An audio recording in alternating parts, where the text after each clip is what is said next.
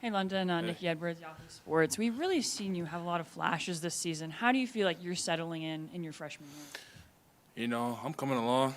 I still got a lot of stuff to improve on and things like that. But I'm just doing my job, doing what I have to do, working hard in practice. Listening to my coach, Coach Hilo. And that's it. It just comes in practice. Working hard every day. So, yeah. London, Coach Prime said that they don't treat freshmen like freshmen. They're going to coach you hard. Yeah. Have you kind of appreciated that approach, getting coached as a freshman that way? Oh yes, sir. Of course. Yeah. It's like, they play. They play the best players, and they don't really do all that seniority stuff. So, us freshmen, me and Alex, we just came here in January. We was working every day, working our butts off. And then.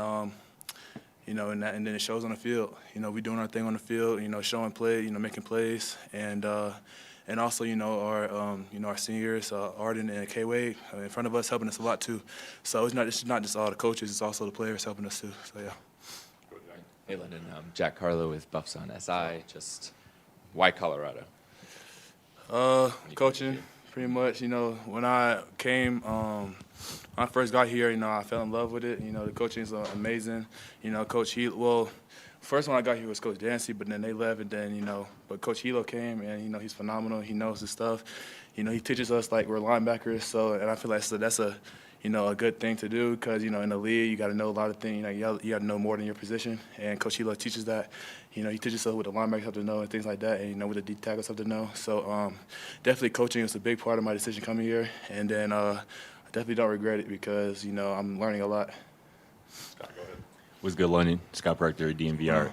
Coming from IMG, you guys are a bit more developed, but what's kind of been your biggest adjustment, to the college game, whether it's been on the field or maybe something off?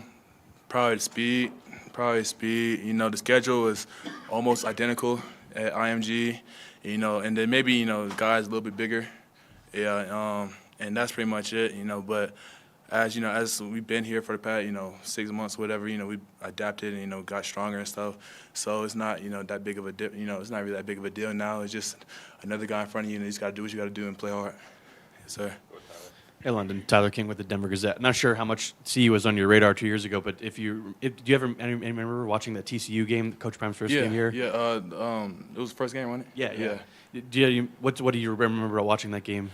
It was a hard-fought game. I remember that. It was I think we were the underdogs and we came out on top. That was a big game for Coach Prime. So, but we know they're back. We're going to their house this time, and we got to do what we got to do. So. Hey, Lynn. Brian Howell, the Daily Camera. Just want to ask you, this defense seemed like it made a few strides this last week against BYU. I know, there were still some things you probably didn't like, but what was the overall assessment as you guys watched film this week and as you kind of watch it throughout this season of this defense? Well, for the D line, for the the front, just dominating the front, dominating the O line, and setting that run wall and not letting the quarterback run. That was our main focus is on the QB run because he likes to run the ball a lot. And I mean we did all right, but we could have done a lot better. And just everybody doing their job, filling the gaps, running the plays correctly and things like that. That was our main job, and dominating for the DNs, dominating the tackles, and winning our rushes on one-on-ones. Rylan Scholes from Ralph Report. You mentioned Alex a little bit ago. What's it been like playing and learning alongside him? It's been great. He's my brother from we've been together since high school. So seeing both of us playing side by side is it's really cool. It's dope. There's not a lot of freshmen out there that gets to play with each other on the field. So it's definitely a blessing. We both, we deserve it. We both have been working hard on on and off the field, in the classroom and things like that. So and then we also got an apartment with each other. So yeah, we kind of just sticking with each other and make sure we got each other back. Hey, London. Harrison Simeon, Buffs and SI. It's been a little bit tough in recent weeks for the defense to generate takeaways. Is there any mentality that you're taking or a temperature within a locker room about kind of breaking that down? We just got to, do what we got to do, keep working hard, just have, just forget what was going on in the past and focus on the future and things like that, Coach Prime, talks about being able to forget. And so, that's like forgetting, a big play and just going on to the next play. So, yeah, all we got to do is just, keep working hard and then get in the playbook and study our film. Lenny, you mentioned Arden a little bit ago. Just how important is it to have a guy like that in your freshman season? Oh, yeah, it's definitely, really important to me, having a veteran, coach me up and teach me on, things I wouldn't know as a freshman and stuff like that. So having him and also, Keaton Wade, they've definitely helped me a lot in this journey. Anything else for London? All right, thank you, sir. All right, cool. Appreciate you. Offense is still on. How y'all doing? Okay. All right. Let Brian get ready, then you can ask. We're all going to look at him until he gets it. Hey, Micah, Brian Howell, the Daily Camera. Just trying to find some positives after this last week, but the run game has gained a little bit more traction this year. I know it's been up and down a little bit, but can you talk about the run game so far through 5 games? Every game it gets better. The O-linemen doing their job. We finding our ways to be patient and learning when to hit it and not hit it full speed. Everything is working, though, coming from practice. So. And just as a follow-up to that, you had a really nice first game against Georgia Tech, but then the next couple of games, it seemed like every time you ran it, they were right there on you at the line. How frustrating were those couple of games for you? I learned to not get in my head and be frustrated. I learned to just trust it. Like, sometimes it's going to be there, sometimes it's not. So I learned to just stay level-headed, and when it's there, I'm going to make the play. So. Hey, Micah, Harrison Simeon, Buffs and SI. You mentioned the offensive line, and after the game, Coach Prime, when asked about the run game success against BYU, we talked about the physicality of that line. What's your relationship been like with some of those guys, and how do you feel it's helped your success? The relationship with everybody is great. We get some work after practice. I have to learn their job, and they got to know where I'm going. So everything coming together, and we working together as a whole. So. Hey, Micah, kind of follow up to that. How have you noticed this offensive line grow between last year to this year, and have you noticed it? Yeah, I noticed it since the summer and the spring. It's a big difference this year. A lot of the plays last year that wasn't hidden, this year is hidden. So, the other thing I wanted to ask you was about leadership. It seems like maybe it took a couple weeks, but it's starting to blossom on this team. Are you noticing that? Does it feel like that in the locker room, even if you're not getting the result you want? Yes, everybody is like, it ain't just one leader. Everybody is trying to be together and help each other. So it ain't just one leader, and yeah, it has been a difference this year. So. Hey, Micah, we saw Draylon back there in the backfield. Just what do you think he brings to the table, and what's the advantage of having him in your room now? Draylon can do many things. He also helped us, like the other backs, be able to open things up for the run game. Like, he can go out in space and catch the ball. So it helps the whole running back room. Hi, Micah. You guys have obviously had great stretches offensively, some really good flashes. What do you think it's going to take for you guys to kind of translate that over into more consistency as a group? It's just going to take more dedication to just let me see. Just ask it again. Just in terms of what's going to help you guys find consistency offensively. Just keep doing what we're doing, learning, taking the stuff from practice and doing it on the field on Saturday. So it'll work. Hey, Micah, Tyler King with the Denver Gazette. 2 questions for you. First, when you went back and watched the film this past week, obviously the offensive struggles after the first quarter, what were some of the issues that you were seeing recurring kind of often when you guys were having some of those 3 and outs there? Just like some of the stuff we could do in the first quarter, we had to make an adjustment and change some things in the second quarter, and we tried to do that. So. And the second thing I want to ask was, obviously you guys are going to TCU this week. You were still in high school when last time the Buffs went there, but I was just curious if you had any memory of watching Coach Prime's first game there and kind of what you thought about the program after that. Nah, I watched that game. That's when former back Dylan had the 3 tuds, Travis, and that was a lot while I came here, so I was hyped about it. I'm ready to play him. So, just looking at this year's TCU team, just what have you seen from them, just defensively? Ask that again. Just looking at this year's TCU team, what have you seen from them defensively? They got some great backers, great D-line, so we're going to have to bring physicality to the game Saturday and dominate. Yes, sir. I want to ask you just a big picture with the team coming off of a game like this last one. I know, Tawfiq Byard was in here after the game saying we let that one go. What's been kind of the message this week as you guys have regrouped to try to get that back in the next few weeks? Just learn from the mistakes and work harder to keep pushing. Like we came out in the first and second quarter with fire, so we got to learn how to keep that going in the second half. So. Anything else for Micah? All right, thank you, sir. Oh, my foot is hurting. My foot is hurting so bad.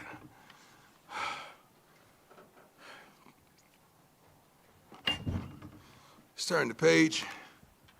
Coach Sonny Dex. I'm a fan. Hope I'm a friend. I admire the heck out of him. Reside in Canton, Texas. So when he first got there to SMU, I was well aware of who he was well before, and I was just proud of the attack on changing the narrative for SMU at the time. And he did a phenomenal job, and I followed his journey. And as you know, it was our first game in college football against them at TCU. So, and I happened to run into them at Papados, he and his staff, I think last year in the off season or the year before, whether. But I got the utmost respect, love what he's accomplished in this game, and I am a fan. I had no idea that he played baseball, at Texas Tech. From the first baseman from 88-93, that's unbelievable. Students of the week, the governor, Camp Dempsey, Carday Smith. Draylon became the 16th player in CU history to have 25-plus receiving yards, and rushing, and a touchdown. And just the third time that it happened in 18 seasons. Oh, my God. Volleyball is balling right now. Beat BYU and Utah on the road, back-to-back ranked opponents. Much love for our volleyball girls. They're 11-2. Wow. On the season. And we'll host UCF Thursday at 7 p.m. Hope I can make that. And Houston Saturday won. Soccer won both his matches last week and is now 8-1-2 on the season. Hats off to the coaches there. I love them, and I love the ladies. They're so polite. They're straight ladies. We dine with them every darn day, and I love what I see. They also head to TCU. They'll play there on Thursday, and then Baylor on Sunday. Let's go. Hey, Coach. How you doing? How you doing, sweetheart? Good. I'm Nikki Edwards, Yahoo Sports. What is your message to Caden Salter and the offense this week to really finish and execute? Let's just say the offense. Let's not single anyone out right now.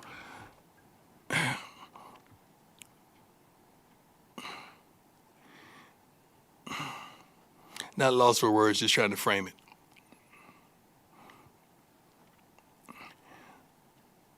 I want them to play like their life is on the line, like their careers are on the line, like the payment for a car is on the line, the payment for a home is on the line, like they have children depending on them, and some do. I just want them to play with full intensity and passion. And when you walk off that field, you look back and say, I gave them all.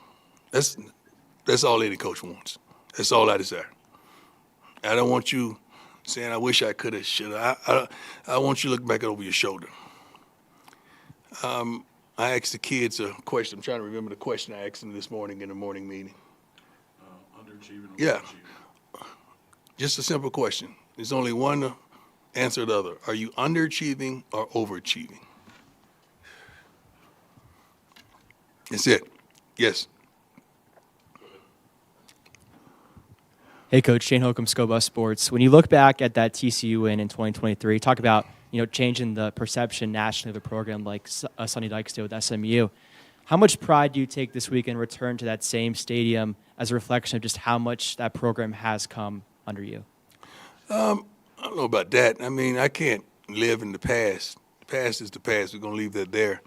We're coming off a tough game, and we want to go in there and get back to where we know we're supposed to be. We feel like we have a pretty darn good football team, even though the record don't display that.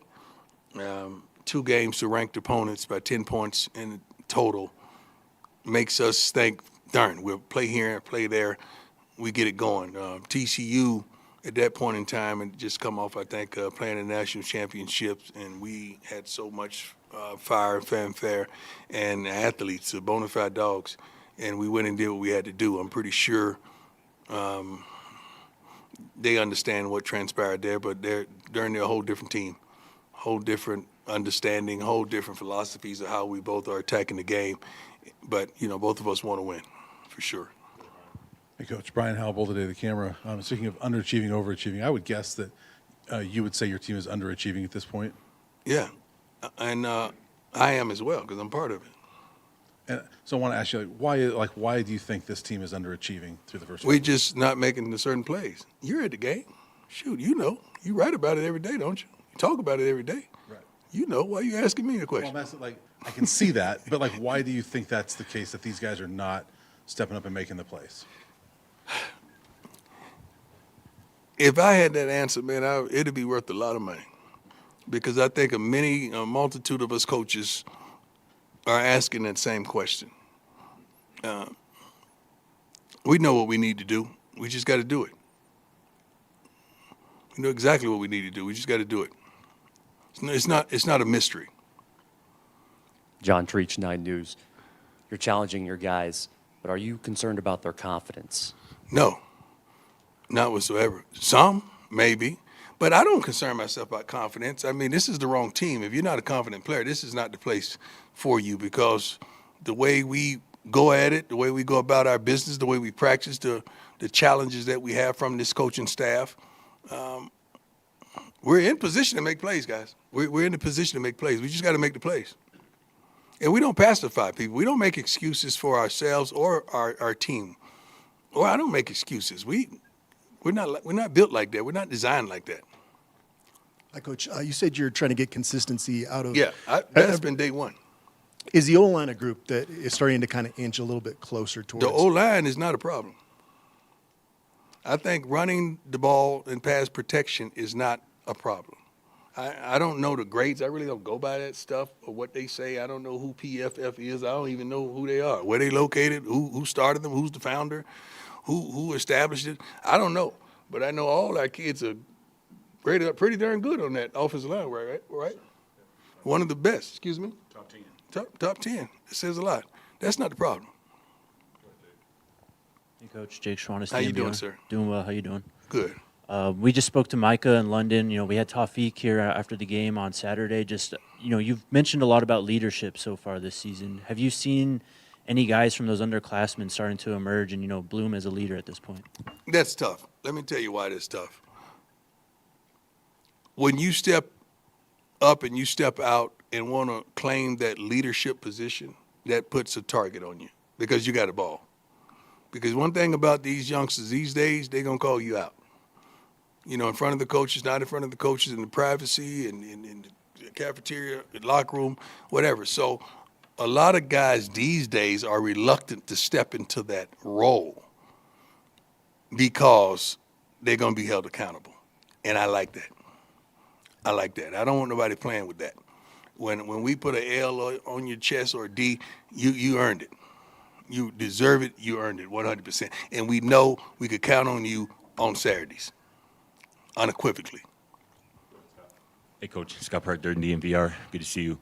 When you rewatched the film from Saturday, what do you think kind of prevented the offense from, not only holding that 14-0 lead, but kind of building off of it that you guys can kind of learn from? Consistency. I hope you weren't thinking I was going to drop names, right? Consistency. What I've been saying since day one. We need consistency. Ron Scholes from Ralph Report, you spoke a bit after the BYU game about how the cornerbacks need to be better, and you're going against an offense that is pretty prolific at airing out the football. What's your message to those cornerbacks going into this week? Play ball. Play ball. Everybody in the country going to know you. Not for the right reason. We challenge our guys every week to play the game play by play. forget the last play, let's go to the next play. That's the life and the thought process and the mindset of a good cornerback. But let me tell you something about good DBs. And I want everybody out there listening to this, this is coming from him. A great DB is only 95%. Let me say this differently. 95% of defensive backs play not to get beat. 5% play to make a play. I'm looking for that 5. I know you said you don't want to live in the past, and certainly I'm not going to ask you about the past, but I was reflective the other day because this was the first game of your tenure. And I watched that speech that you gave to everybody when you first got here about we're going to, this is what we're bringing, we're coming. Right. And I was just curious, in your own vision, where are you along the journey of what you envisioned when you got here? I think last year we were close. I mean, extremely close. Really, really close. I mean, one game away, I feel, from being in the Big 12 championship. And no one could have told me we'll be sitting where I'm sitting right now with the record that we possess because of the talent that we have inside that locker room. But I've learned that talent just don't win games alone.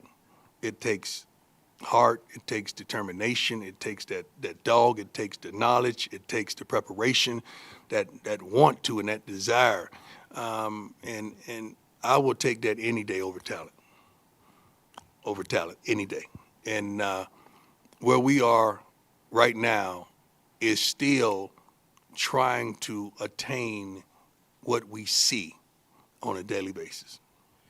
As a follow-up to that, I remember some of the comments you had at Big 12 Media Day. I think you were talking about Texas Tech, and they certainly have got a bit of an angel investor who's going to work for them. Right. How far along in that process are you? Do you feel like you have the resources right now that you need? We can't blame it on the money. I mean, no, I'm not. I'm not saying you are. Okay. But it sounds that way. Like people would interpret that's what you're saying. Sure. We can't blame it on that. We've played good football except for one darn game. Houston was horrible. Okay, we didn't play well. The other 2 games, we had an opportunity to win those games. I mean, to win those games against ranked opponents. Sure. We just didn't get it done. We had opportunities. 10 points, 2 ranked opponents. That game was decided. Both those games. So we can't cry. We don't have the money. It's not that. It's just at the conclusion of the season, when you look back on things, when you look over your shoulder, you're going to see what we said. And at media day, some of the top teams are going to be there. And this is the commonality that they share. But it's some great coaches out there coaching way above that, and prayerfully that don't catch up with them. But I'm happy. I'm thankful. I'm not going to cry broke just because we dropped that. Money had nothing to do with those 2 games that we dropped. Okay. All right. Thank you, Coach. Thank you, my man. Good question, though. Good. Hey, Coach. Jack Carlo. How are Jack, you? what's up, man? Doing well. How are you? Good. You changed locations. Yes. Sometimes you got to mix it up a little bit. I know. I want to ask, I know at the beginning of the year, I was talking to some players that defensive communication was sometimes an issue. Do you feel like that aspect has improved or changed just now into week 6? Well, if defensive communication is an issue, we should put down the cell phones in the cafeteria. We should not wear headphones in the meetings at the hotel, which we don't, which I ban all of that. So I don't know who said that. If it was a kid, tell them to put down the cell phone. Tell them to take off the headphones and talk to your teammates. Get to know them. Learn their names. Learn who they are. Learn what they like and what they possess. You got to do that every once in a while. So I don't know who said that, but I would challenge them. Hey, Coach. You mentioned a couple times that you feel like you've got to be better. I want to ask you a 2-part question. First, how can you be better? More demanding, and that's what I've been the last 2 weeks. More demanding of what I want to see. I'm going to see what I want to see. We're going to do it over and over and over until I see it. And then I know every coach, coaches I've talked to over the years, they learn as they go along in their coaching journey. What have you learned about yourself as a coach this season? How different has this test been for you? What have I learned about myself this season? I can't go a whole game without peeing. Learned that for sure. Thank God for the pens.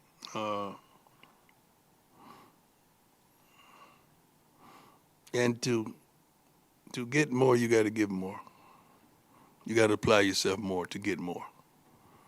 And just because you are applying yourself and giving, don't expect what you give. Sometimes you got to look at things and say it is what it is, and turn the page, and let's go to the next chapter. I learned that. Hey, Coach Tyler King of the Denver Gazette. You mentioned how important the running game is going to be, not just this week, but every week. I mean, right. Especially against an offense like TCU's, which is obviously very prolific and likes to throw the ball. Is it as important as ever just to keep them off the field as much as you can? Yes, it is, and stop explosions. They're going to run a tempo offense, which they do really well. So we got to get the plays in and out. We got to make sure we're on the same page. Even if you're wrong, let's be wrong right. Meaning everybody on the same page. I don't give a darn if we don't running the right coverage that was called. If we all run it together, we're good. So that team presents you with a lot of problems with tempo. So we're practicing tempo right now.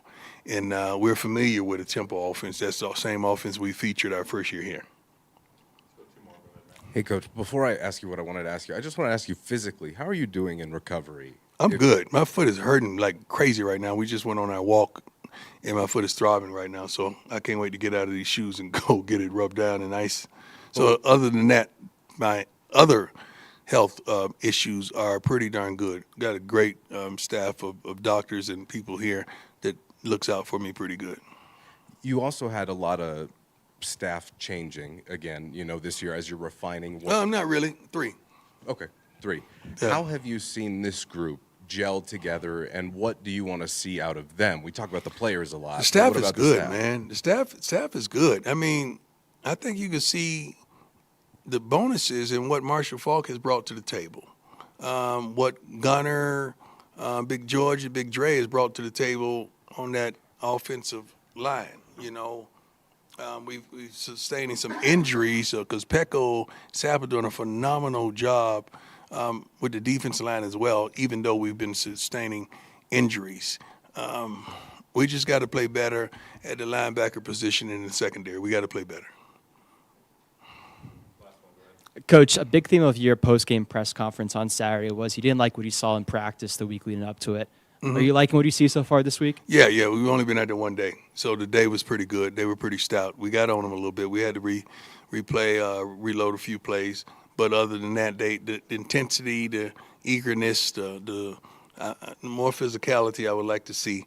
But overall, they did pretty good. It was pretty good. I would give it a C+. But you got to understand, your first day of the week, you can ask any coach, that's usually your toughest day. So we shorten it up a little bit, but we demand everything is full speed. Thank you, and God bless. Let me mention this, and Rick might not want me to mention. I know it was an incident at the conclusion of the game or whatsoever. On behalf of CU, on behalf of our athletic department, we would like to apologize to our opponents from a week ago for whatever derogatory statements were made by our fans. That's not indicative of who we are. Our student body, our kids are phenomenal. So don't indict us just based on a group of young kids that probably was intoxicated and high simultaneously. Maybe I shouldn't have said that as well. But the truth will make you free. But BYU, we love you, we appreciate you, and we support you. God bless.